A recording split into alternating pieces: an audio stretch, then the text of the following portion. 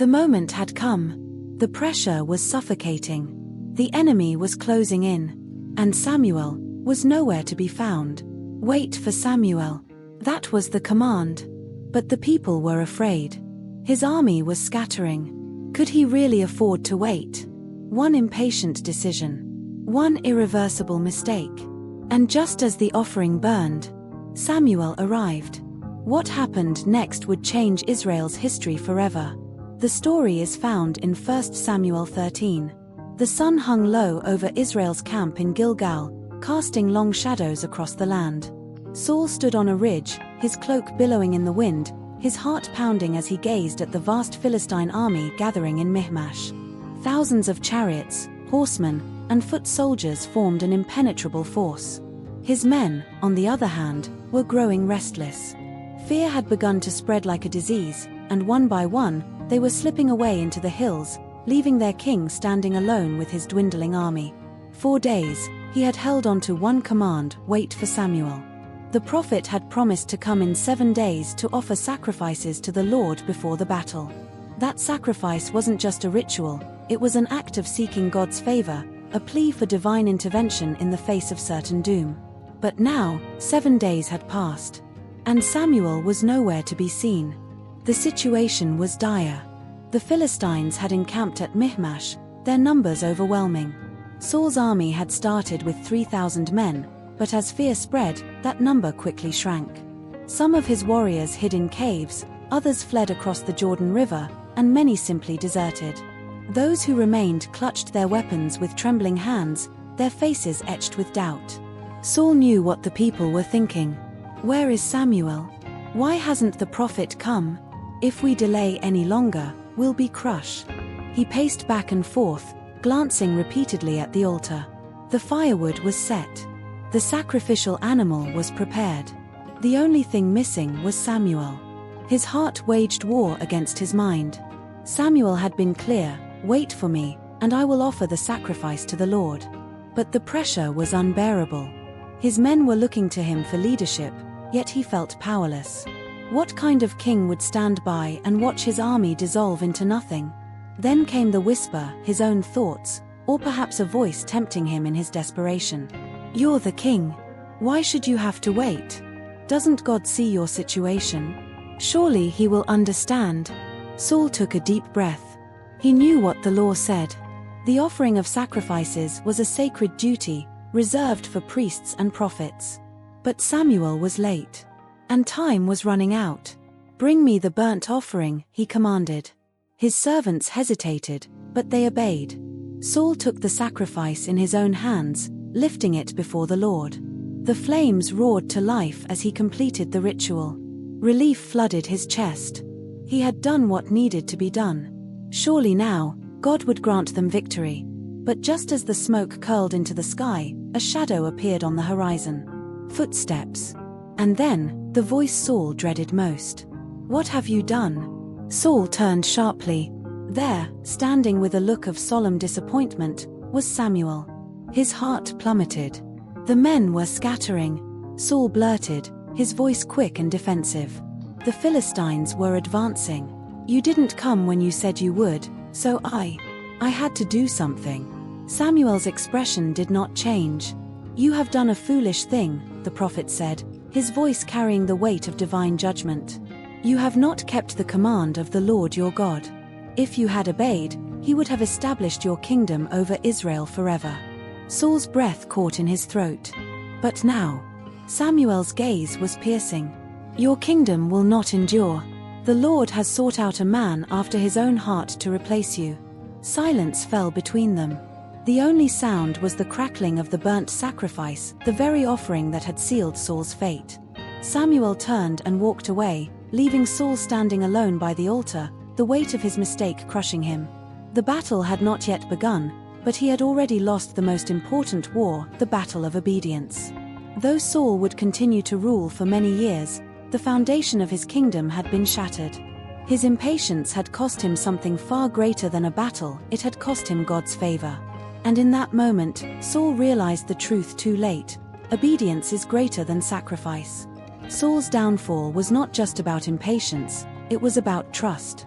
He had been given a simple instruction, but when the pressure mounted, he took matters into his own hands. How often do we find ourselves in Saul's shoes? Waiting on God, but when things don't go as planned, we try to fix the situation ourselves.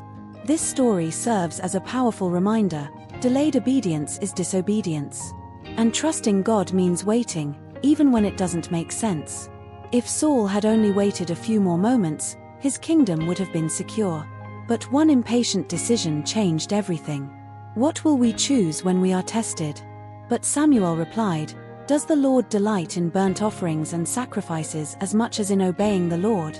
To obey is better than sacrifice, and to heed is better than the fat of rams." 1 Samuel 15 verse 22. Saul's downfall began when he chose religious ritual over obedience. He assumed that offering a sacrifice, even in disobedience, would still bring God's favor. But this moment exposed a critical flaw in his leadership. He valued outward acts more than the heart of obedience. God is not impressed by grand gestures of faith that stem from disobedience. We might think that attending church, giving generously, or serving in ministry can cover up a lack of trust in God's timing. But God desires our obedience, not our performance. This lesson is a challenge to examine our hearts. Are there areas in our lives where we substitute obedience with good deeds? Do we justify wrong actions by telling ourselves, "At least I'm doing something," instead of waiting on God? Like Saul, we can be tempted to take matters into our own hands when God seems silent. But the truth is, delayed obedience is still disobedience. God blesses those who trust Him fully, not just those who perform religious duties. Before making any major decision, ask, "Am I acting in obedience to God's word, or am I trying to control the outcome?" Trusting God's timing requires faith, and faith is what pleases Him most. Now your kingdom will not endure. The Lord has sought out a man after His own heart and appointed him ruler of His people, because you have not kept the Lord's command. 1 Samuel 13 verse 14. Saul's decision to rush ahead of God did not just cost him a moment of rebuke, it cost him his kingdom. The throne of Israel could have been established through his lineage, but his impatience disqualified him. Many times, we don't realize how one hasty decision can change the course of our lives. A person who rushes into marriage without waiting for God's guidance may end up in lifelong regret. A business deal made in desperation may lead to financial ruin. A rash word spoken in anger can destroy relationships. Impatience blinds us to long-term consequences. Saul thought the urgency of the moment justified his action, but in reality, it was a test of trust. Instead of proving himself as a leader who depended on God, he proved that he depended on his own wisdom. This story is a warning that not every opportunity is from God, and not every delay means abandonment. Sometimes, God is watching to see if we trust Him enough to wait. And sometimes, waiting is the very thing that prepares us for the blessing. Before making a decision, pause and ask yourself, am I acting out of fear or faith? If the pressure to act is based on fear of missing out, it's better to wait and seek God's guidance. The Philistines assembled to fight Israel, and the Israelites saw that their situation was critical and that their army was hard-pressed. They hid in caves and among the rocks. 1 Samuel 13 verses 5 to 6. Saul was facing an overwhelming military threat. His men were deserting. He was under immense pressure. From a human standpoint, taking control of the situation made sense. But godly leadership is not about control, it's about trust. True leaders understand that they are not in control, God is. Saul's failure was not that he lacked military skill, but that he lacked faith. He made the fatal mistake of thinking that his success depended on his quick action rather than God's presence. Many people in leadership, whether in ministry, business, or family, face similar pressures. We are tempted to make decisions based on what seems urgent rather than waiting for divine direction. But the best leaders are those who listen to God before they act. If you are in a position of influence, whether as a parent, a boss, or a ministry leader, remember that your success does not depend on your strategy alone. It depends on your ability to trust God. Before making major decisions, pray and seek wisdom rather than rushing ahead. Saul remained at Gilgal, and all the troops with him were quaking with fear. 1 Samuel 13 verse 7. Saul was afraid. His men were afraid, and fear caused him to act against God's command. He allowed the fear of losing his army to override his trust in God's promise. How often do we make poor choices because of fear? Fear of being alone makes people stay in toxic relationships. Fear of financial struggle leads to dishonest business decisions. Fear of failure causes people to take shortcuts rather than wait for God's best. Fear can disguise itself as wisdom, but true wisdom is rooted in faith, not fear. Saul thought his decision was logical, but logic without faith is not God's way. In moments of uncertainty, our response should be prayer, not panic. Ask yourself, are my decisions faith-driven or fear-driven? If fear is the motivator, step back and seek God. His perfect love casts out fear, 1 John 4 verse 18. But they who wait for the Lord shall renew their strength, they shall mount up with wings like eagles. Isaiah 40 verse 31. The biggest lesson from Saul's failure is that God's timing is always perfect. If Saul had waited just a little longer, Samuel would have arrived. His kingdom would have been secured, and his lineage would have remained on the throne. But he let impatience rob him of God's best. Waiting on God is not wasted time, it's preparation time. Every delay has a purpose. Sometimes, God delays to test our faith. Sometimes, He delays to protect us from unseen danger. And sometimes, He delays to teach us to fully depend on Him. Saul's story contrasts sharply with David's. David also had to wait years before he became king. But unlike Saul, David trusted in God's process. And because of that, he became a man after God's own heart.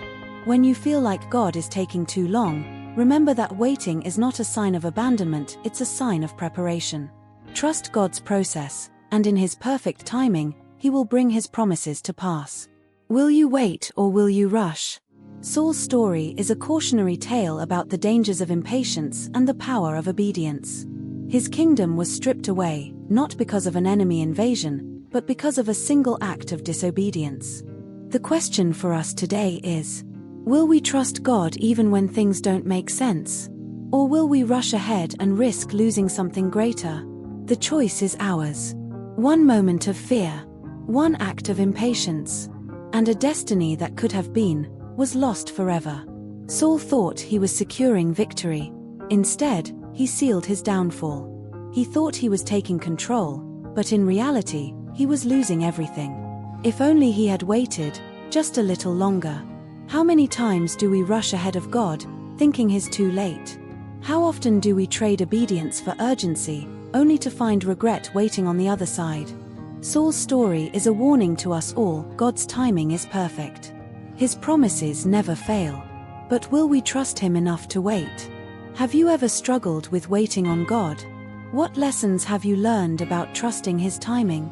Share your thoughts in the comments below, we'd love to hear from you. If this story spoke to you, don't forget to like, share, and subscribe for more powerful Bible stories here on Scriptures in Pictures TV. Stay tuned for the next episode.